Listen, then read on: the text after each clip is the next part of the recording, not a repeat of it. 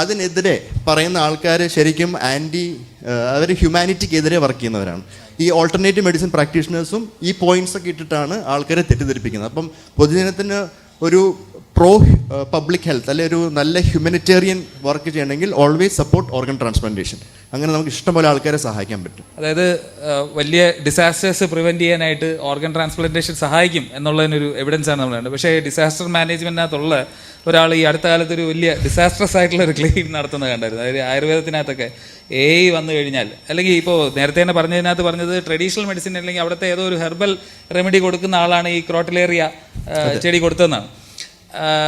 ഈ അദ്ദേഹത്തിൻ്റെ അമ്മ പറിച്ചു കൊടുത്ത ചെടികൾ പോലും ആയുർവേദമായിട്ടാണ് അദ്ദേഹം ആ ഒരു സെമിനാറിനകത്ത് പ്രസൻറ്റ് ചെയ്യുന്നുണ്ട്. നിങ്ങൾ കേട്ട് കാണും, മുരളി തുമ്മാരിക്കുടി ഒരു പ്രസൻറ്റേഷനകത്ത് വളരെ ഡീറ്റെയിൽ ആയിട്ട് ആയുർവേദത്തിനകത്ത് എന്തൊക്കെയോ ഉണ്ട്, അല്ലെങ്കിൽ AI വന്നു കഴിയുമ്പോൾ ആയുർവേദം ഭയങ്കര സംഭവം എന്നൊക്കെ പറഞ്ഞു.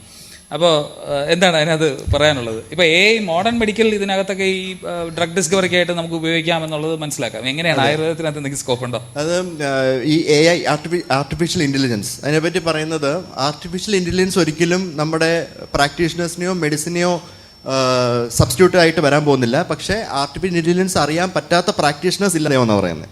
അപ്പോൾ അത് യൂസ് ചെയ്യാൻ നമുക്ക് അറിഞ്ഞിരിക്കണം. അപ്പോൾ അതുപോലെ തന്നെ ഡ്രഗ് ഡിസ്കവറി, അതായത് ഇപ്പോൾ നമ്മൾ ഈ ലീഡ് കോമ്പൗണ്ട്സ്, നമുക്ക് ഈ വാല്യുബിൾ ആയിട്ടുള്ള ലാർജ് നമ്പേഴ്സ് ഓഫ് കോമ്പൗണ്ട്സിൽ ചില മരുന്നുകൾ നമുക്ക് റീപർപ്പസിങ് എന്ന് പറയും. ഇപ്പോൾ ഫോർ എക്സാമ്പിൾ നേരത്തെ പണ്ട് നാൾ കൊടുത്തിരുന്ന ഒരു ഇപ്പോൾ വാദത്തിന് കൊടുത്തിരുന്ന മരുന്ന് ഇപ്പം നമുക്ക് ചിലപ്പോൾ ഇൻഫെക്ഷന് ഉപയോഗകരമായിരിക്കും, ഒരു പർട്ടിക്കുലർ ഇൻഫെക്ഷൻ. അതൊക്കെ നമുക്ക് ഇതുപോലെ ഈ AI വെച്ചിട്ട് കണ്ടുപിടിക്കാം, ഡ്രഗ് ഡിസ്കവറിയുടെ ഭാഗമായിട്ട്. പക്ഷേ ആയുർവേദത്തിൽ എനിക്ക് ഇതുവരെ മനസ്സിലായിട്ടില്ല ആർട്ടിഫിഷ്യൽ ഇൻ്റലിജൻസ് എങ്ങനെ വർക്കൗട്ട് ചെയ്യുന്നു. അതിന് ആർട്ടിഫിഷ്യൽ ഇൻ്റലിജൻസ് ഉണ്ട്, സാമാന്യ കോമൺ സെൻസ്, കോമൺ ഇൻ്റലിജൻസ് ഉണ്ടെങ്കിൽ മനസ്സിലാവും ആയുർവേദത്തിനകത്ത് ഒന്നും ഇല്ലെന്ന്. അത് ബേസിക്കലി ഡ്രഗ് ഡിസ്കവറി ഐഡൻറ്റിഫൈ ചെയ്യാൻ നമ്മൾ നേരത്തെ പറഞ്ഞ ഫസ്റ്റ് പോയിൻ്റാണ്. ആ എന്താണ് മോളിക്യൂള്, അത് എന്ത് ചെയ്യുന്നു, അതിൽ ബെനിഫിറ്റ് ആയിട്ടുള്ള എന്താണ്, സൈഡ് എഫക്റ്റ് ആയിട്ടുള്ള എന്താണെന്നുള്ളത് നമ്മൾ ആദ്യമേ അറിഞ്ഞിരിക്കണം, അതിനെ ടെസ്റ്റ് ചെയ്യാൻ വേണ്ടി. അപ്പോൾ അത് പോലും അറിയാത്ത ഒരു സംഭവത്തിനകത്ത് നമ്മൾ AI കൊണ്ടേ വെച്ചാൽ അത് എങ്ങനെ ഹെൽപ്പ് ചെയ്യും എന്നുള്ളത് എനിക്കിതുവരെ മനസ്സിലായിട്ടില്ല. ഈ ഹോമിയോപ്പതിയിൽ നാനോ ടെക്നോളജി എന്ന് പറയുന്ന കാര്യമാണ്. കുറേ വർഷങ്ങളായിട്ട് അവർ പറഞ്ഞു നടക്കുന്നുണ്ട് nano technology, electro magnetic waves ഒക്കെ പിന്നീട് വന്നു.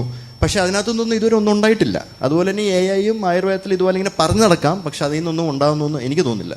രണ്ട് ചോദ്യങ്ങൾ ഒരുമിച്ച് ചേർത്ത് ചോദിക്കുന്നത്, ഒന്ന് ലിവർ ഡീറ്റോക്സ് ആണ്.